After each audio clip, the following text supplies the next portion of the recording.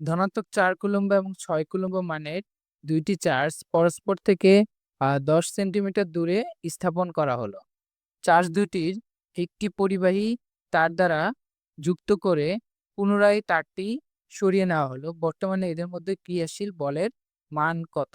তাহলে এই যে দুইটা চার্জ 4 কুলম্ব এবং 6 কুলম্ব, এটাকে যখন আমি পরিবাহী তার দ্বারা যুক্ত করলাম, তখন এদের মধ্যে ইলেকট্রনের আদান প্রদান হইলো যতক্ষণ না তাদের বিভব সমান হয়।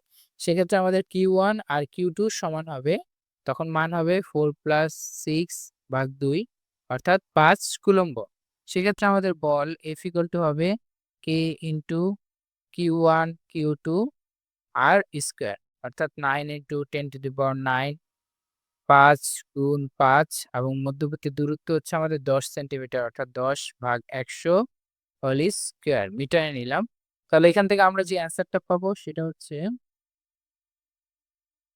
2.25 × 10⁻13 নিউটন। তাহলে 2.25 10⁻13 নিউটন। তাহলে দেখো এই অপশনে তোমাদের কোথাও অ্যান্সার নেই, তাহলে এখানে অ্যান্সারটা সঠিক না, সঠিক অ্যান্সার দেওয়া নাই। পরের প্রশ্নটা দেখি যে চার্জের প্রবাহ কোনটির উপর নির্ভর করে?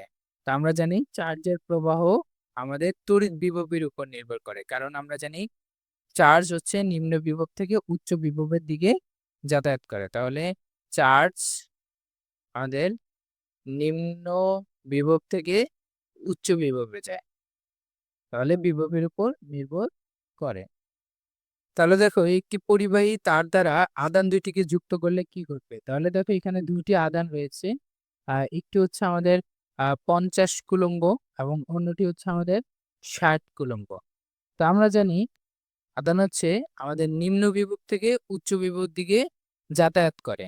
তাহলে এই ক্ষেত্রে আমাদের বিভব যদি আমরা দেখি, বিভব হচ্ছে VA > VB, কারণ চার্জ বেশি তাই বিভব বেশি।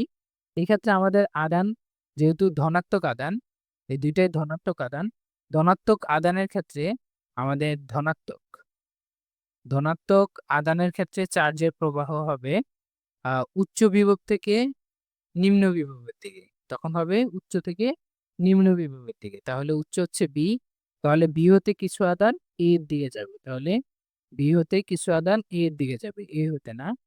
তারপর দেখো বিভব সমান না হওয়া পর্যন্ত এই চার্জের প্রবাহ চলতে থাকবে।